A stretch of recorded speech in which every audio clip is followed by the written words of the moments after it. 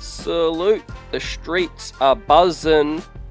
Welcome in, guys, as we chop up the latest. The New York Knicks PR team got busy today finalizing all these deals, camp deals, Exhibit 10s, cutting some of the vets in the workouts, and finalizing the two-ways. So we'll go through that, man. On the back of last night's stream, we've got lots to confirm and answer your questions and buzz in the chat.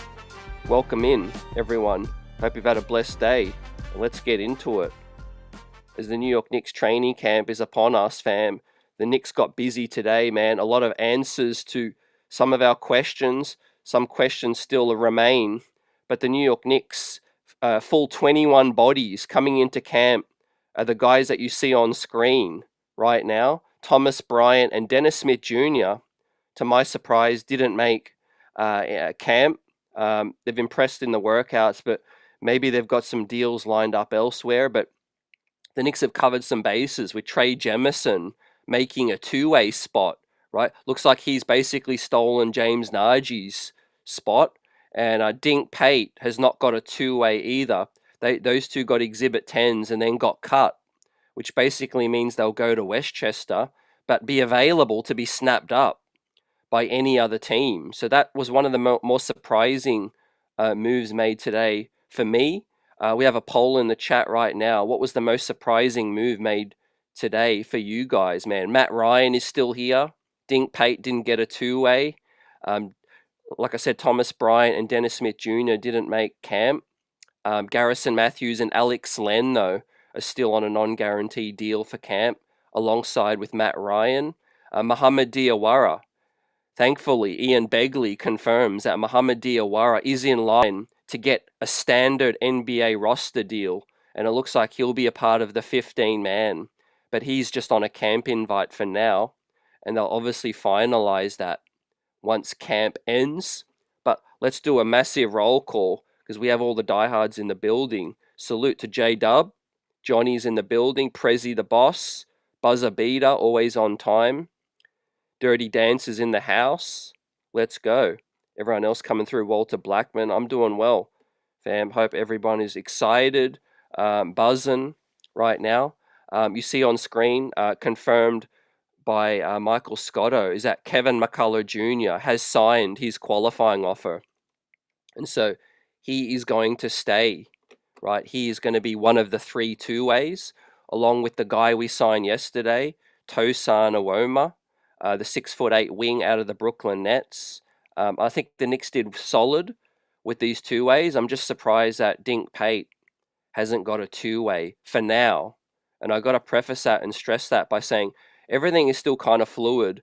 Yes, there were some confirmations today, but in regards to the two-way spots, they can be changed at any time.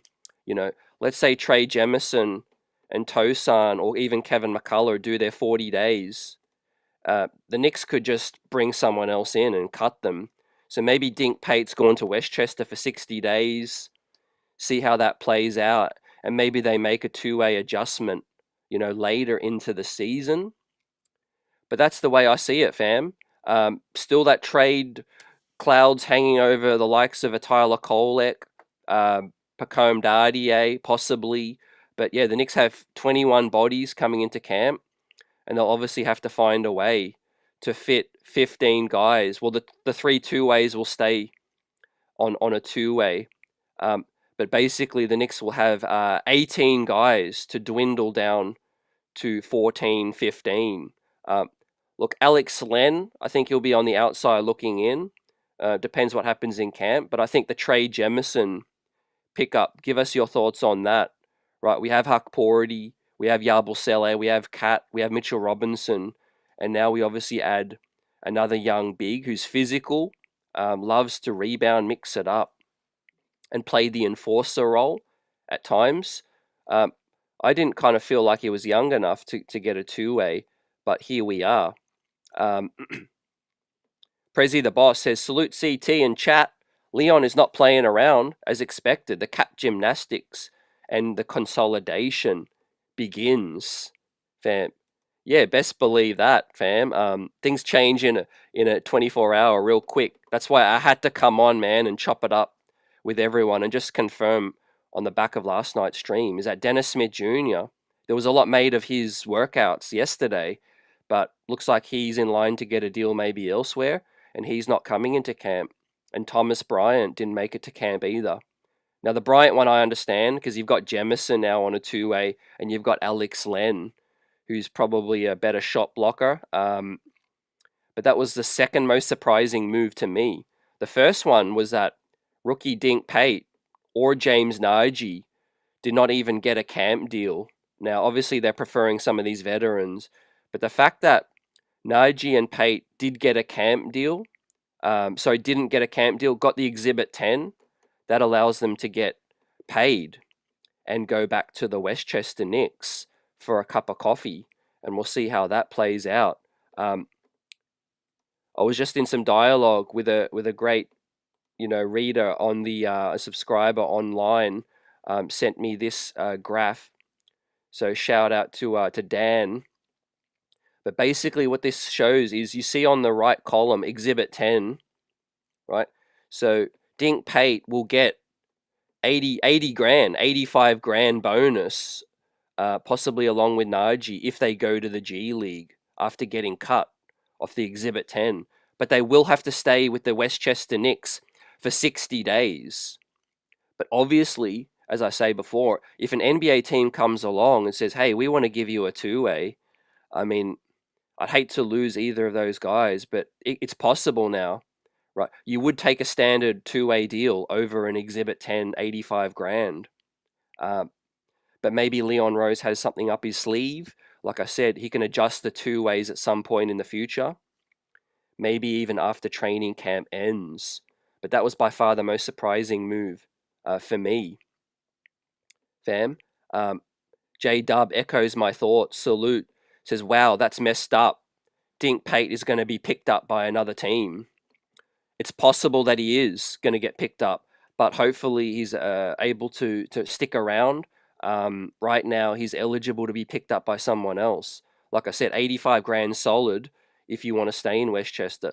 But if another team comes calling, that's a possibility now. So, yeah, Exhibit 10 is a good thing to have around, but he's not going to stay in camp, and he missed out on a two-way. What could be the reason? I don't know. I mean, he showed great flashes, great potential. We signed him, after going undrafted. So hopefully there's a bit of that connection, the rapport, the loyalty there, but we'll see how it all plays out. Buzzer Beater says, we mean business, and salute to Johnny. Keep the comments and the questions coming through. J-Dub says no one else is going to pick him, but as a favor for his agent, Dink Pate will get snatched up by another team. Yeah, I could see that happening. Diawara's going to stay on the regular roster spot, but Matt Ryan is a surprise. That was one of the other major surprises. I think he's going to go to Westchester, but I don't think he really needed a camp deal if we're keeping it a buck, fam. That's my opinion. Now, we're going to bring up all the deals so that y'all can see all the 21 guys that are going to be coming in. Courtesy of Stefan Bondi. Salute to him. Hopefully this can all fit on screen and y'all can see. Dirty Dancer says, personally, I have no attachment to the guys we drafted. I love Oak, Starks, and Mace. And they all started elsewhere as well. F them kids. Look, we're going all out, It's a situation where, we are the favorites to win. And I can kind of understand from that lens, we're still kind of in that mindset where, hey, we've got some young, lions that we would love to develop and keep around. But yes, that's a positive thing. It's always good to develop, and I appreciate that. But also, you need guys that we can depend on right now too. So we're kind of stuck between a rock and a hard place with some of these guys, but I think we've done solid to balance it all out, fam. Yuri Ark comes through with the super chat. Yuri Ark with the buzz. Appreciate you, big up. Says very active day, and I'm very glad we kept Kevin McCullar. We need to keep some of the young'uns to develop for the future, but some stuff isn't perfect. Chip in major capitals, fam. And yeah, you summed it up well, fam. Summed it up, extremely well. As I bring back the graphic, right? Obviously, a couple of new kids on the block to steal those two ways was kind of surprising. Naji, Dink, Pate, but those guys had their opportunities, workout, summer league, and I think Tosan Awoma and Trey Jemison come in with real NBA experience, and they're still young. So I can kind of really get behind that. Kevin McCullar, as you say, a huge fan of Kevin McCullar, and I'm glad that he is going to stick around. Fam. Don't forget, he can handle the ball quite well. He can facilitate from the guard and wing spots. If there was an injury to Malcolm Brogdon or, Colette gets traded, I do think Kevin McCullar's versatility is really good. I also like Tosan's game from what I've seen as well. I do need to look at a little bit more of Trey Jemison and see what's up with him. How did DSJ get caught up in all this, fam? Yeah, it's tough to get back into the league. Once you're out of the league, I mean, shout out to Yabusele. To get back into the NBA ain't easy. But yeah, I kind of felt like DSJ was going to come through camp. Maybe he has another deal lined up, Buzzer. Maybe he has another deal lined up. We are really pinning our hopes on the health of Malcolm Brogdon, man. Let us know how you feel about that. Are you a little bit nervous? Right? I've had 24 hours to think about it, and a lot more people that I'm talking to feel nervous about Malcolm Brogdon's health. It was a steal for a vet's minimum, but you kind of got to think, like, why is a guy like that still available? On a non-guaranteed deal, because he can't play. He never stays healthy. So hopefully we can buck that trend with Malcolm Brogdon. But look, Clarkson was an A pickup. That kind of set the tone for the off season. Let's see what happens with Kolek. Assuming that he doesn't make the squad and gets traded. Could we do with another ball handler not named Dennis Smith? So yeah, we'll get to the next comment. I'm doing well, Walter. Great to see you in the building. Jeff, life for life. Always up in here. Salute. Now we'll get through the next super chat and then I'll get through the other comments. Jason Benjamin coming through tonight. Great to see you. What's going on with Dink and Naji? Do we own their rights? So it's kind of a little complex, and I'll confirm it once again. We have their G League rights now, but we have basically waived their NBA rights. So unfortunately, fam, they can be picked up by any team right now.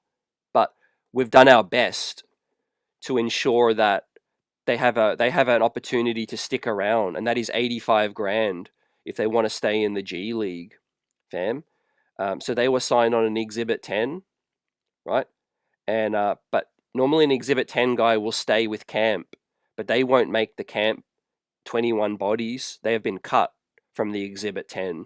But in getting signed by the Exhibit 10, that gives them 85 grand bonus. So, I mean, that's very helpful. But as I said earlier in the stream, Jason, if another team comes calling, it's a no-brainer. If I'm Dink Pate, I'm taking a two-way over staying around in Westchester for 85 grand. So we keep our fingers and our toes crossed. I don't think it'll be the end of the world, but as I say, the two-way spots can be changed in a minute. They could be changed at any time. So maybe we've said to Dink Pate, look, stick around for the 60 days after Trey Jemison and possibly the other guy, Tosan's, 40 days are up. Maybe we make a change. But for right now, yeah, those guys can be picked up by any other NBA team. But right now, we do have their G League rights. So that is something, I guess. They can't play for any other G League team, but they can be picked up by another NBA team. Once again, appreciate the contributions. Let us know if you need more clarity or, something doesn't sound right. Dermot says, are we expecting a trade? Definitely. I'm expecting a trade, and I do think that, it has to happen to actually fit all these guys, So we have the two ways in place, and we know Diawara is not on a two-way. So they like what they see with Diawara, and the fact that he can be signed to a rookie exception is really important because his rookie exception deal is only 1.19 million. So expect to see Diawara be a part of the 15 guys, but in terms of Dardier and Kolek, I think the future is still yet to be written for those guys, right? And look, obviously to fit Malcolm Brogdon on, Kolek has to get traded, right? Kolek and Shamet are still on the non-guaranteed deal, right? Now Shamet, Garrison Matthews, one of those guys could, vie for those spots. So again, to fit Malcolm Brogdon in, Kolek has to get traded, right? Or someone else has to get traded, right? I don't want to sound like I'm just picking on Tyler Kolek. He seems to be the logical name out there in terms of a positional change. Dardier is still younger, much younger, bigger, upside, I think it's fair to say. Barring any kind of Linsanity run, I do think we can all agree that Pacome Dardier has a higher upside than Tyler Kolek. But look, that's not to say that Tyler Kolek can't have a solid 10-year career in the league. I think the time is now for him to find a spot. Hopefully the Knicks can make a nice deal that works for both sides, fam. But yeah, how would you rate the moves today? Give us a grade in the chat. I like Alex Len. I know he's a solid veteran. He's kind of been a journeyman recently, but we'll see what he does in camp. He might go to Westchester if he gets cut after camp. I think Matt Ryan, barring any kind of Ray Allen kind of type run, I think he's going to get cut. Garrison Matthews, I think, is a real shot to make it. And obviously it's friendly competition for Landry. Because remember, if you bring Landry on a non-guaranteed deal, you need some form of competition. Otherwise, it's just a guy there that, yeah, I'm sitting here on a non-guaranteed deal, but there's no one else that can take my spot. So I'm good. And I do think Landry's really competing for that spot. Same with Malcolm Brogdon, but I think the Knicks really, really want to keep Malcolm. Dirty Dancer says, you draft a guy, you own their rights till they sign a contract, right? So with James Nagy, that's a good point. We still hold his NBA rights, right? Remember, Charlotte Hornets drafted James Nagy, and we traded with the Charlotte Hornets to acquire his NBA rights. So James Nagy can't play for any other NBA team yet until we trade him or relinquish his rights. Dink Pate is another story because we did not draft him.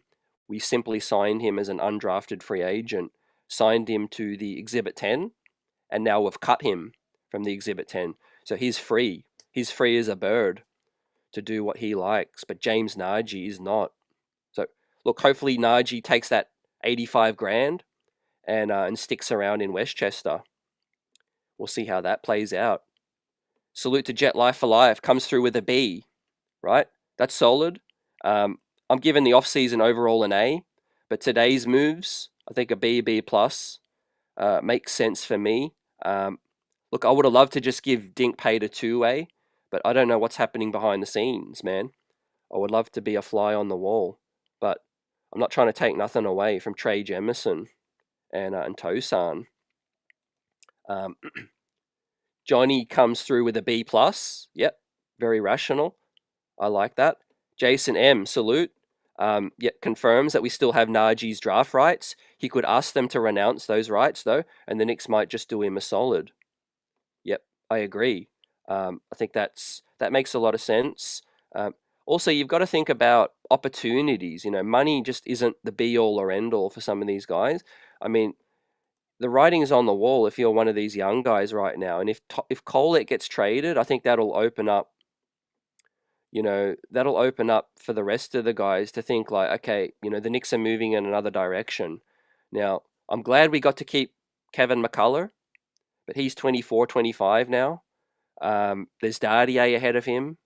That's if Dardier sticks around. And so these kind of older young guys, they ain't getting any younger, and it's all good to be getting paid and stuff, but yeah, some of these guys might want more opportunities. You know, that's what I'd be looking out for as well. You know, look at all these camp deals that we've signed. They're all veterans. Garrison Matthews, Alex Len, some of the young guys in trade conversations.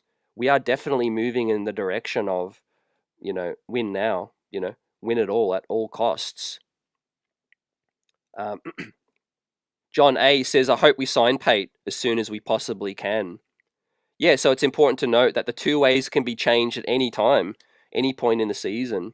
And we might even be on rotation and just give these guys some payment, do them a solid, and then change it up, and then bring Pate on a two-way. But I kind of understand because Tosan and Trey have NBA experience, so there's a lot more to go off in terms of their track record. Dink Pate is simply more potential and upside right now, a hell of a lot of upside.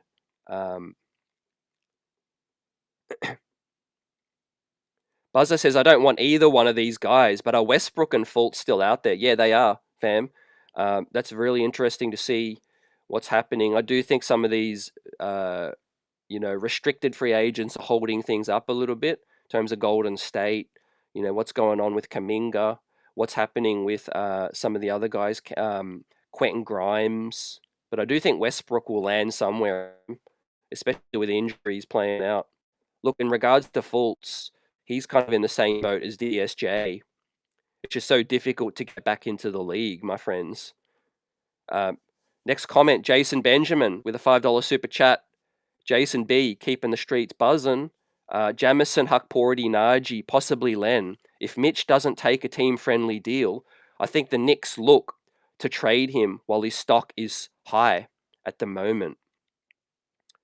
That's something to pay attention to, most definitely. I think Jemison, Hukporty, Naji, possibly Len. There is something to look at with the Knicks stacking up these bigs. But also, I noted last night's stream is that they might not see Yabor Sele as a guy capable of playing minutes at the 5. And if that's the case, then yeah, you absolutely need to fortify the 5 spot. We know Karl Anthony Towns has had a lot of shaky moments at the 5 too. So I think with the new acquisitions of Brian O'Connor, the defensive coordinator, with Mike Brown's defensive prowess, I think they're really going to look to stabilize our defense, right? And look, Trey Jemison, Alex Len, those guys offer a lot of interior presence and shot blocking prowess. I would love to see Diawara at the 5 a little bit. He is huge, right? Remember, guys, Summer League, we got to see Diawara next to James Nagy. There wasn't much in it. There wasn't much between those guys. So I actually look at Diawara as more of a 5, capable of the 5 over Yabu. One, he's got another inch, I think, on Yabu. Or another inch on Yabu, and I think he's got much bigger wingspan as well. What do y'all think about that? Am I talking crazy? Is there a potential for a Diawara at the 5? Yuri says, when do you expect the trade? The streets are buzzing for sure. Great question, man. I'm expecting a trade to happen within the next probably 5 days. I think they want to get this sorted before camp, before they jet off to the desert up in Abu Dhabi, right? It'd be a shame to make Tyler Colette or someone else pack their bags and, travel for Abu Dhabi preseason. So I expect that the trade will happen before that. Don't forget, camp starts on September 27. I think Media Day, September 26. September 27, they'll start their 1-week camp and runs. And I do think that the trade will probably be finalized before then. Right now, we are Tuesday 16th. So yeah, I think in the next 5 days or so, fam. Reports Chris Persianen of Clutch Points suggests that there's an NBA team with an offer on the table for Tyler Kolek right now. Now, why they haven't accepted that deal yet? Maybe it's not going to be him. Maybe it's, maybe they're just trying to feel it out, see what plays out in camp. But like I said, I still have some concerns over point guard depth, right? Let's say Brunson as the starter, Brogdon as the backup. Who's kind of emergency? Who's the third stringer after Brogdon? Is it Clarkson, or do they see him more of a two? Um, Look, it's just a shame if Kolek doesn't get an opportunity. I think there is an opportunity actually staring him in the face. If he had a great summer league, like I said last night, if Kolek was putting up, 20 and 8, no turnovers, and just balled out in summer league, I think there's a real opportunity for ball handling minutes on the squad. Now, maybe not much more with Brogdon here, but we know his health is a major concern. We do know that Ben Simmons hasn't retired yet, but he's rejected the Knicks offer. So, yeah, he's not going to be coming, fam. Salute to Shay in the building, and Shez V says, hell no to Westbrook. Yep, I see you. Buzzer also agrees, no Simmons. Yep. Prezi the boss says, due to salary cap restraints, the Knicks will not be able to sign that 15th guy, right, until potentially later in March. The delay is due to the team operating against the restrictive, second apron hard cap. Definitely, fam. And that is why the trades of Kolek and someone else needs to happen to fit the 15th guy. Now, if it's just Kolek, we'll still have to stay at the 14 for now. And obviously, the 15th guy will have to wait. If it's Dardier or Deuce McBride, then the Knicks can make moves to fit the 15th guy in sooner. So that is something to pay attention to. I think we'll be okay at 14. So I wouldn't upset the apple cart too much. I would trade Kolek, get the 14 guys in there, add the 15th guy later. We do know Diawara's there, ready to get busy, right? And look, we still have a lot of young guys still around. There's probably not going to be enough minutes to satisfy their appetite. But there's still McCullar, Dardier, Diawara, the other two ways. We'll see how it plays out. We are championship or bust right now. Jason B says Diawara is a wing, in my opinion, not a 5, and he's more lethal as a 3-4 man. Yeah, that's his traditional position, and appreciate you again for your thoughts, and I agree. I think Diawara is better as a 3 or 4. I can only think of lineups with him alongside OG, alongside Macau. I mean, talk about jumbo wingstop, man. That's a wingstop superstore with Diawara, OG, and Macau Bridges, man, with their tentacles eating up space. Great buzz coming through the building, man. You guys are MVPs tonight. GC says, would you start McBride ahead of Josh? I would start McBride ahead of Josh, yes, but I would actually start Mitch ahead of McBride. So yeah, basically what you're asking me would be my second choice. Josh Hart, I no longer see him as a starter. Maybe in a pinch, but yeah, I would like us to start Mitch, and if not, then Deuce. But we would be small. We would be a lot smaller. Just before I get to the next comments, I just want to make sure I've hit on all of the news and all of the updates, right? Keith Smith of the salary cap Spo track basically confirms with the Dink Pate situation and Najee. And I can't forget Bryson Warren is another guy that we signed on an Exhibit 10. So look out for him for Westchester. The Knicks are taking care of the small club, making sure that there's some players out there that's selling tickets and also getting the fans excited and giving them a platform to play meaningful minutes. That's what the G League is all about, right? Creating excitement, but obviously giving these guys a chance to play, right? Guys like McCullar will feature heavily in Westchester on the two-way, right? He can't play with the big club every night. So yeah, they were signed to the Exhibit 10. They got 85 grand, and then they were cut, and they have to stay with Westchester for 60 days to receive that 85 grand bonus, right? Which kind of gives them security, right? Let's say no other NBA team comes calling. At least they know they've got that 85 grand. If another NBA team comes calling, then if I'm them, I would answer the call. You'd be stupid not to, because it's it's your future out here. But maybe Leon and co have a little wink wink. I won't rule that out, and they'll bring those guys back into a two-way after they've maybe had a look at some of the other guys. That's still possible. But yeah, that was the most surprising move for me. Now, I tweeted this out yesterday. Follow us on Knicks Buzz, at Knicks Buzz on X. Haven't got an Instagram at the moment, but I'm definitely going to, set some things up this season. Got a lot of fun things in the works.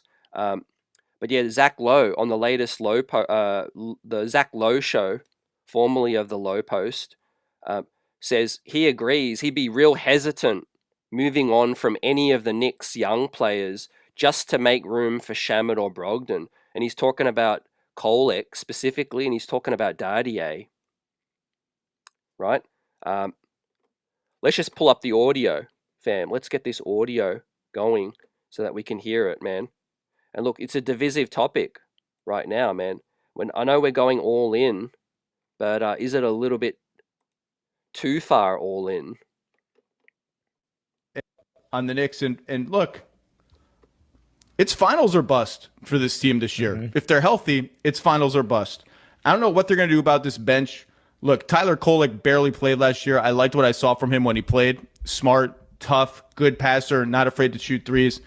Dardier barely played at all. Don't know what they've got in him. I'm just saying this.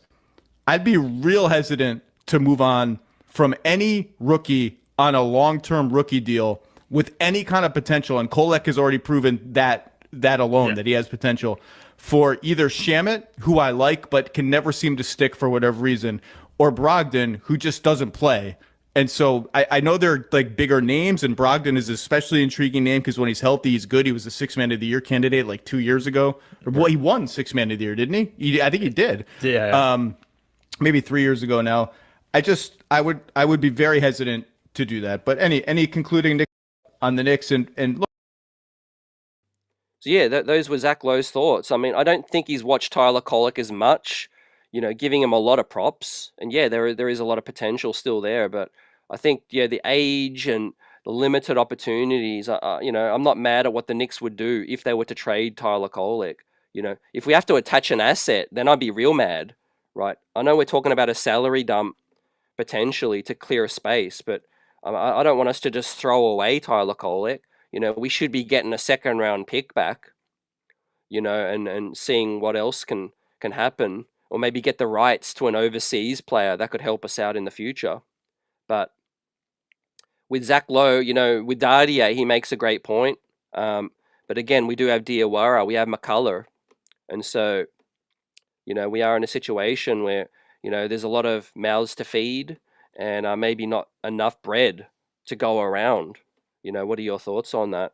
Right. But I do think it's a fine balance because a couple of these guys are entering 30. Our window is wide open. But again, that can close real quick in 2 or 3 years. And we're looking at the future players of the New York Knicks and the prospects that should be coming through. Now, I mentioned this recently. The New York Knicks have their first round draft pick in this upcoming draft, right? Whether that gets traded in a Giannis deal or who the heck knows what that pick ends up being or where that ends up. But the Knicks, actually, they can't move that pick because they've already moved every other pick in the McCullar trade.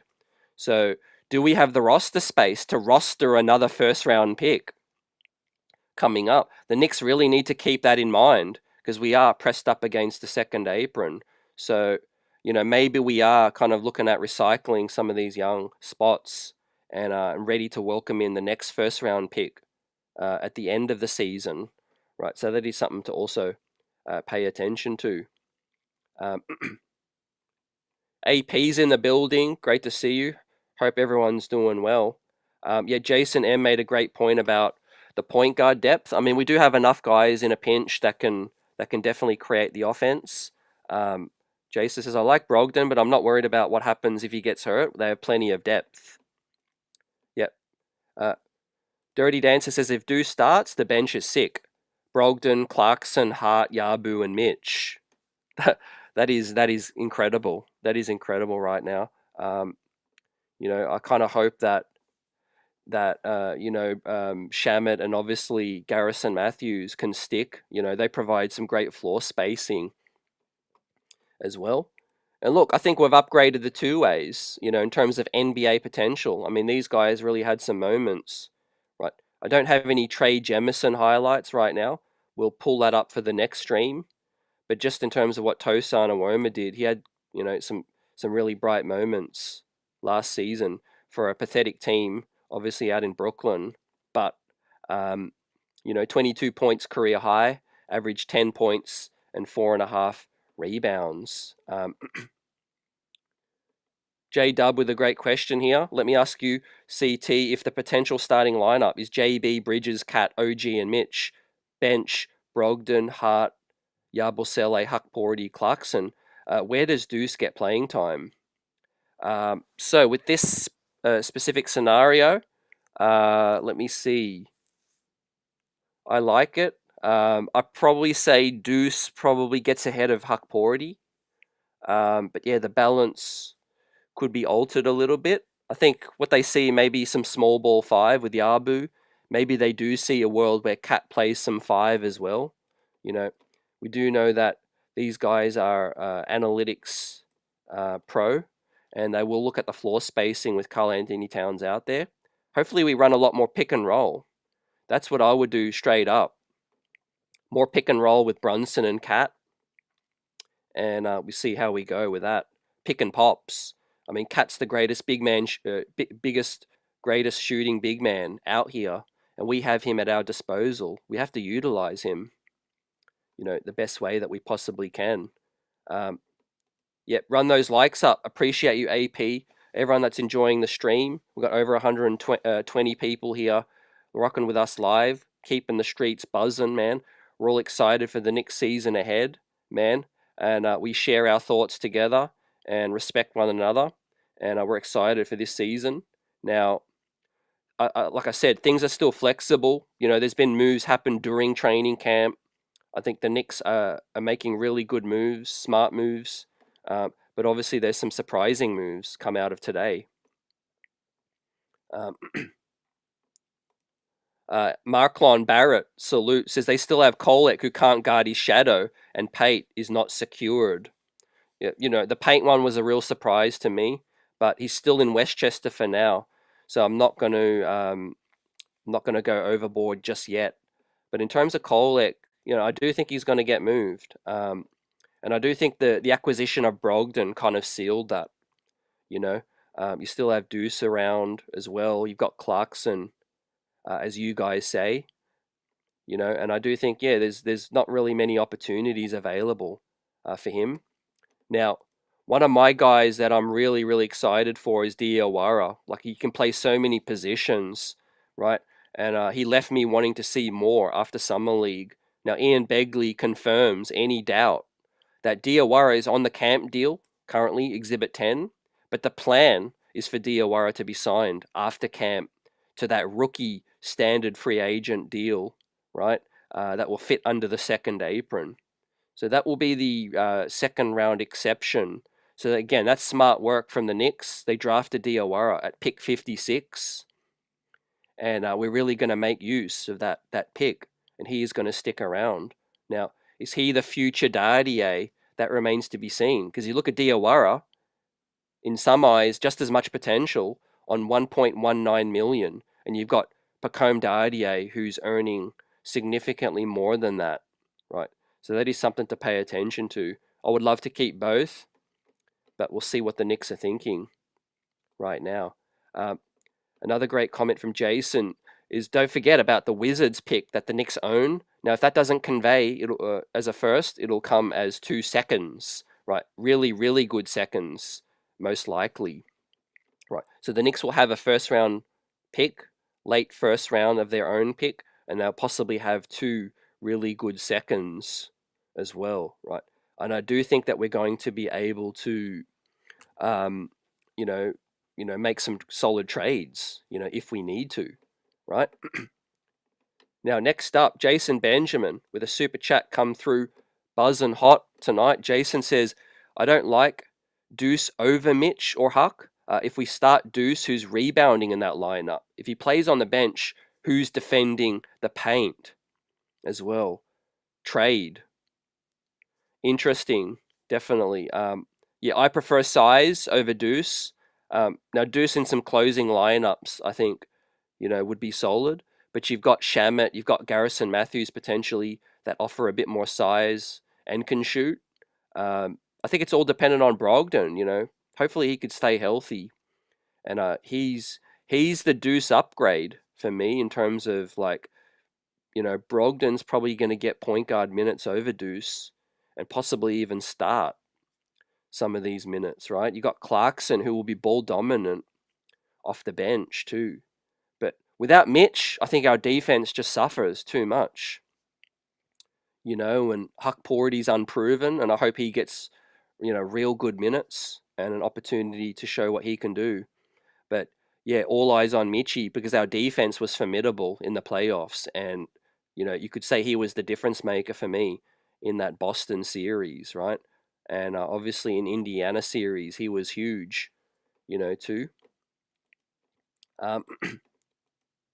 In terms of Billy Lang, I'm not as familiar with his background, fam, but yeah, he's a development guru.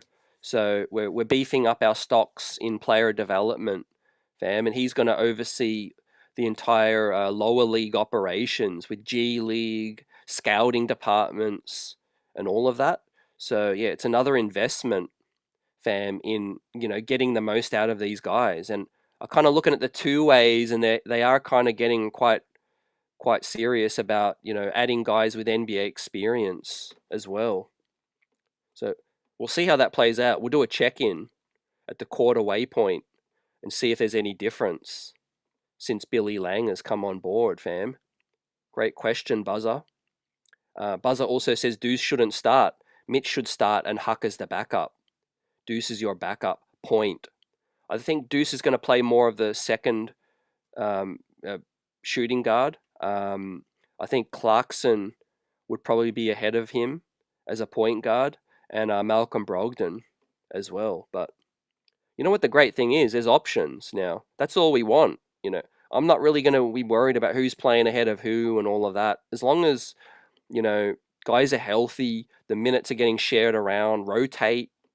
Think of this like NFL, European soccer. You got different squads and you got different plays, and, everyone just needs to be ready when their number's called, because some of us are maybe too young to remember us being in this position, but we are the favorites. We're the favorites to get out of the East and win it all, right?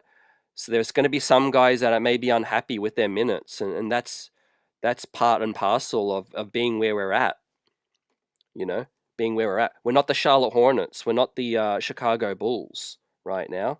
We are in a situation where whoever's the best that can get us the wins, and the other guys just have to stay ready. Jason says you can't start Brogdon due to his injury concerns. Yeah, I would suggest that Brogdon is just going to be off the bench primarily. But I do think, he could start in a pinch, and we'll see what happens. I think he's an upgrade over DeLon Wright, and we could probably maybe look at it like the DeLon Wright situation, except you've got Clarkson now ahead of Campaign, and Deuce McBride obviously remains. And, I'm not going to sleep on Deuce's development because, he's still a younger guy. And, who knows what the ceiling for Deuce McBride is? I'm not going to say that he's peaked. The shooting could continue to get better. The defense could continue to get better as he, gets stronger. What else? The handles could get tighter. So, yeah, don't forget, Deuce hasn't got paid yet. And that kind of, I'm rooting for all of these guys, but I really feel like Deuce took a really friendly deal with the New York Knicks. And look, he deserves his payday when that comes. But for right now, Mitch has already had a payday. OG, Cat, Brunson, McCall, Hart, they've all got their paydays. Deuce McBride is our guy. that has yet to receive a payday, a serious payday. And that has to be on his mind right now, man. He's not playing for no 4 million for the rest of his career. You know, he's waiting to get a bag. Glenn Jones has come through tonight. Great to see you, Glenn. Salute CT. You stay on top of all Knicks news. I love it. I feel Deuce's minutes are going to be cut significantly. He shouldn't start anyway. If we can spread out the minutes and keep those starters fresh. Absolutely, Glenn. I'm loving what I'm seeing from a possible 10, 11-man rotation. Even then, there's going to be some guys that maybe are unhappy about or not content with their minutes, right? But that's why you got these guys on non-guaranteed deals and some of the younger guys like Diawara that can kind of study and learn from the best, man. Imagine being behind, like if you're Diawara, imagine having OG, Bridges, Hart ahead of you, right? That's also a blessing because for your first year in the league, you know, you're going to learn from the best. You know, think about Huck Porty. You've got Cat and you've got, you know, Mitch as your vets. You've got Josh Hart as your vet if you're McCullar. So hopefully these guys win for us and win a chip, but they could also leave a legacy by mentoring the Knicks of tomorrow, you know, and the future Knicks, so that when their bodies give way or when, you know, when it's time to move on, if and when that happens, and hopefully we'll have a couple of chips to go with it, the next guys can step in line and be ready. Fam. A lot of these guys had to bide their time as well. Remember when Josh Hart came into the league as a rookie? He was behind Kobe, and same with Jordan Clarkson with the baby Lakers. Great to see Paula. Haven't seen you for a minute, Paula. Hope all is well with you. I like this comment. Says we want to win. I don't care who's not happy with their minutes. They should want to win. Definitely. The only thing that I see is financially. Like if a guy's in a contract year, they might be thinking about that heavy on their mind. But if everyone's paid, no one should be complaining about minutes, you know. You know, they're all here to win. And, you know, injuries happen. There's the NBA Cup tournament. There's back-to-backs. You know, I like the balance. I like the squad balance that we have right now. And I don't really see anyone, you know, kicking up a fuss right now. If anything, the bench minutes are kind of a little bit up in the air, but the starters know what they're gonna do, and they're probably gonna play a little bit less, which is, you know, going to be music to the ears of guys like McCall and OG. You know, think about how strong and healthy McCall and OG are going to be if their minutes are slightly reduced from last season, and the bench scoring has gone up. Like Dirty Dancer said, we're adding 40 points per game coming off the bench, right? That's going to be a load off of the starters right now. The starters can come out and we could be down in the game, and the bench could be the ones to actually pick us up for a change. A super chat from Jason Benjamin. Jason says, I personally am not underselling Deuce, but I think most Knicks fans overrate Deuce a little. He's a small two guard, and if JR can be traded, then why not Deuce? So yeah, if Julius Randle could be traded, why not Deuce? Yeah, anyone's tradable right now, except probably Jalen Brunson, right? But look, you know, if Jalen Brunson becomes 32 and 33 in the future, then you know would be tradable as well.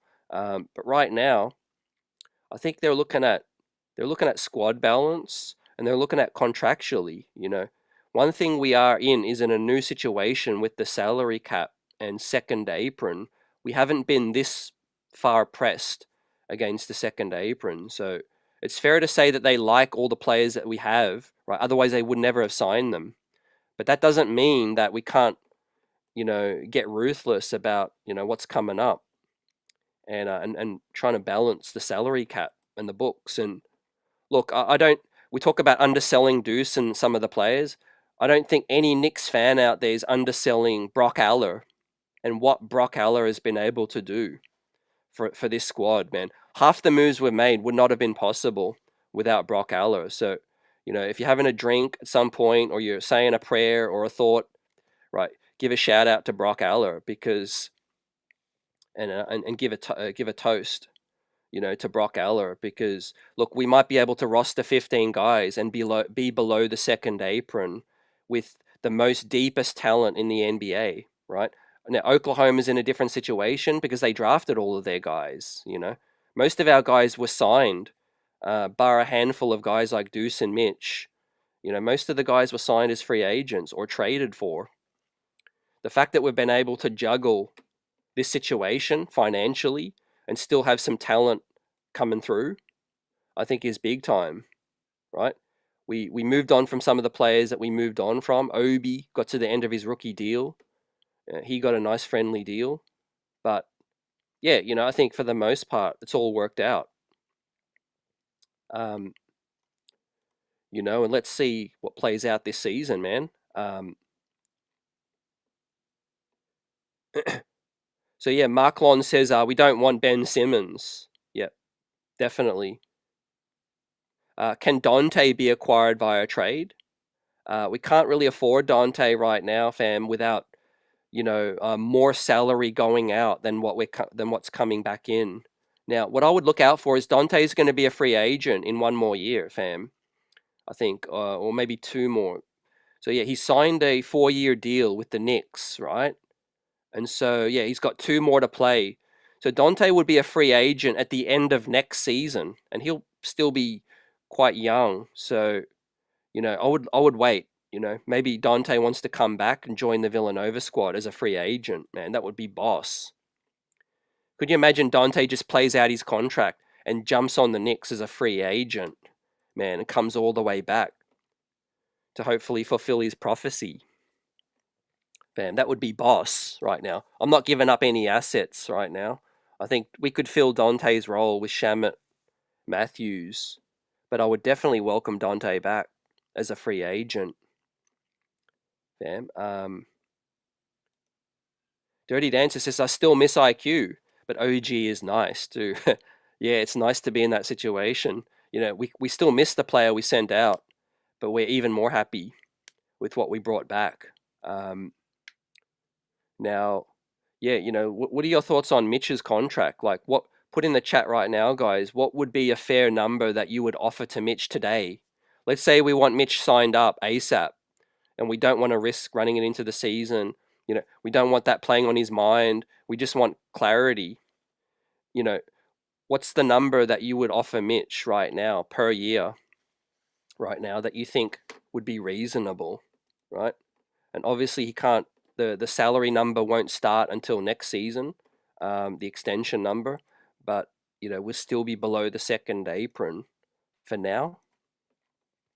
One thing I also want to bring up, guys, is Yabusele. Don't forget, he's on a 2-year deal, but the second year is a player option, fam. So we could be looking at a rental. We could be looking at one of the best rentals in NBA history for 1 year, man. It could be a smash and grab, and we win a championship with this squad, and maybe it has to get broken up. But for right now, I do think they're probably looking at maybe clearing some money so that they could keep Yabusele, right? You don't make a signing of Yabusele thinking it's just going to be 1 year, but it's a player option. And so, I've seen some speculation about Josh Hart. I've seen some speculation about Mitch's extension. That could be tied into Yabusele, right? Because if he has a good season, which I'm expecting Yabu to have, he's not going to want to, pick up the player option on $5 million. That's way below his value right now, if he has a good season. Okay, so Shea comes through with 18 per. That's a good number. I think that's very good for Mitch, to be honest. I think that's probably a little high for us right now, but I think that's very good for Mitch. Coach also agrees, 18. Yuri says, yeah, coach. Yep, good numbers, guys. Shez V says 17. 17, man. Look, I would start 13, 14 and just give him a 4-year deal. No options, just guarantee the money. See if he picks it up. Maybe we have offered that and he just hasn't wanted to accept that right now. Shea also gives 18. Champagne Puppy goes the 20, fam. If I'm Mitch, I'm not turning that down right now. I know he wants to bet on himself, but he would have to stay fully healthy, and he would have to have probably his career best season, I think, to get 20 per. And I'm not saying he's not worth that. I just think money is kind of tight around the NBA. If you're looking at other teams, not many teams are going to be spending 20. I know the cap's going up, but yeah, it's going to be interesting to see what it ends up being, fam. My prediction is that we do keep Mitch, and I'm predicting that he stays healthy for the most part for one of the biggest seasons in his career, and we end up extending him. But I don't think we're going to overpay, right? We are in a situation where we're just too tight up against the second apron. Now, I think this is maybe a little bit more on the lower side, but more realistic for the Knicks offer. And I think what Jason says here, 15 million. Yep. Paula says 15 as well. So yeah, we're between 15 and around 20. So yeah, you guys are on the money, so to speak. Coaches, I need Pacome to get into that rotation. I think Pacome had an underwhelming summer league, but hopefully has a great training camp, fam. Training camp is going to be intense. Pablo says Mitch gets 4 for 60. Right, so that's 15 per. That's kind of the deal that he signed. In terms of his current deal, I think. Correct me if I'm wrong, but yeah, 4 for 60 is yeah, it would be a good deal, I think, for Mitchie.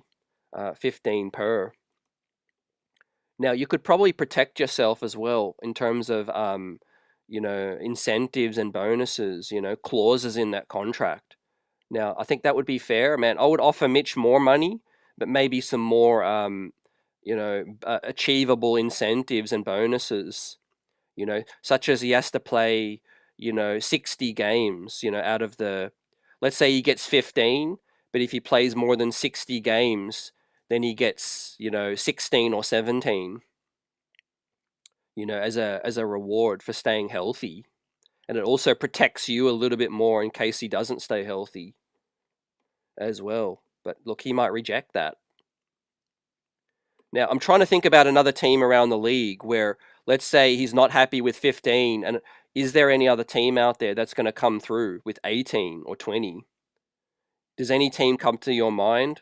Could you see Mitch starting on, a team that's going to come through with 16 or 20? Let me know in the chat, right? I think it's obviously going to be a team that's probably in the playoff picture, right? Normally a team that's in the play-in or developing is going to, go with their younger players, kind of like what Oklahoma did with Isaiah. I always kind of think about Chicago because they always like to stay competitive. But you got Nikola Vucevic, who's 35 now, and the sun is starting to set on his career right now. So they could be looking at a center for the future as well, and considering they gave Pat Williams, a crazy deal, I think they would definitely look at Mitch as an option.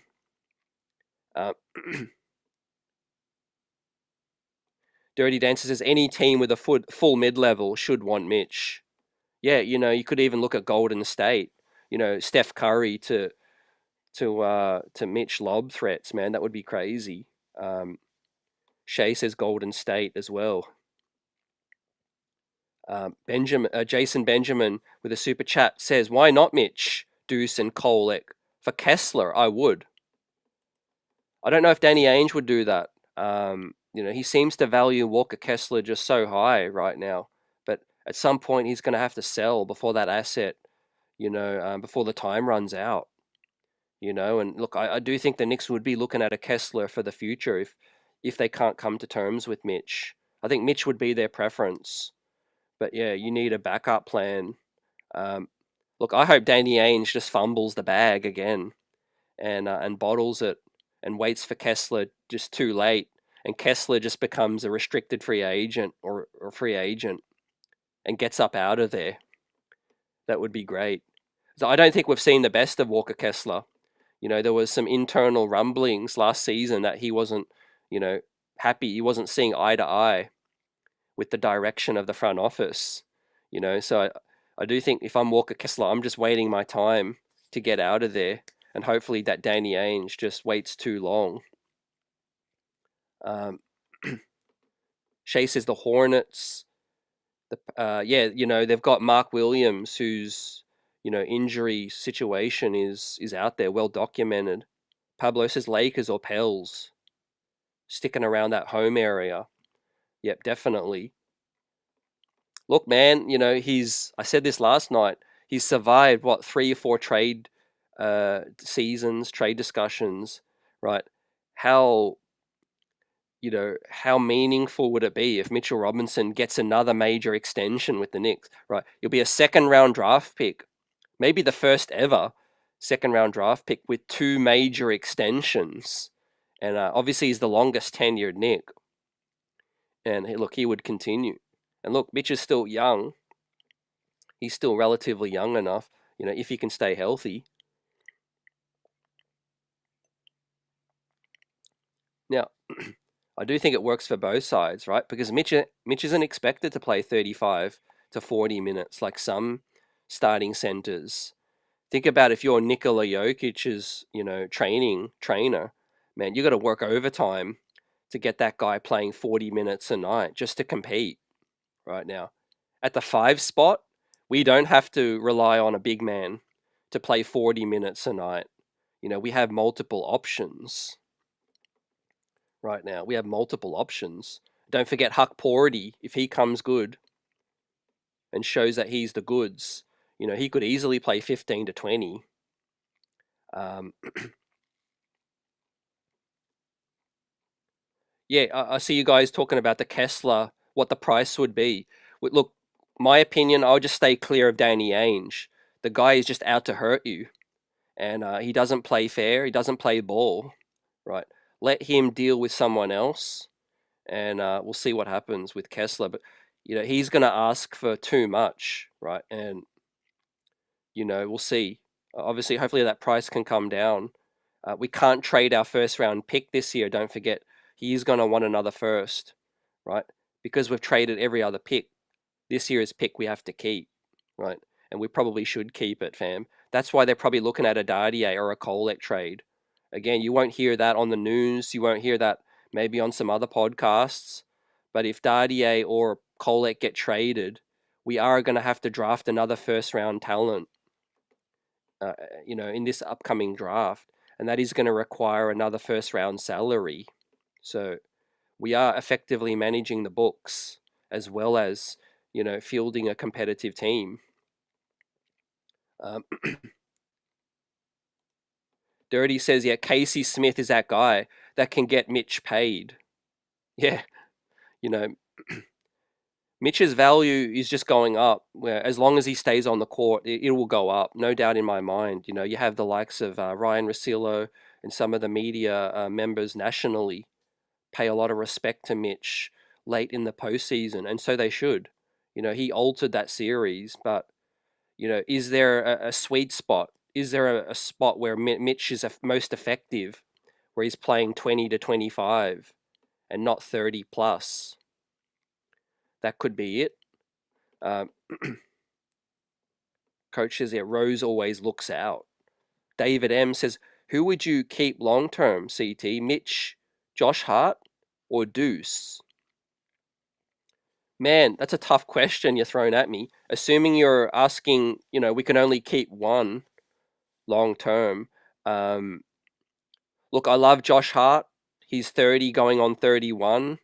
I think it's fair to see him play out his contract, and he's free to go where he wants to. I think we've signed him at a 4-year deal with an extension. Deuce McBride, I would love to keep, probably the second. Mitch, I would probably keep as my first preference, fam, ahead of the other two. Now, I think he's that important, fam. And I know we traded for Cat, and maybe some of the front office or Thibodeau thought, hey, Cat can be our long-term 5. But I think that question was answered last season. I think you need another option.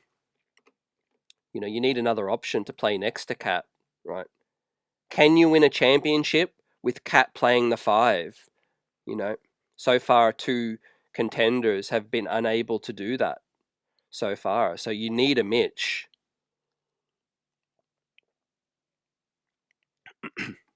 Not to say Cat can't play the 5 at some time, but not full time, I think. Michael says the Knicks are not playing.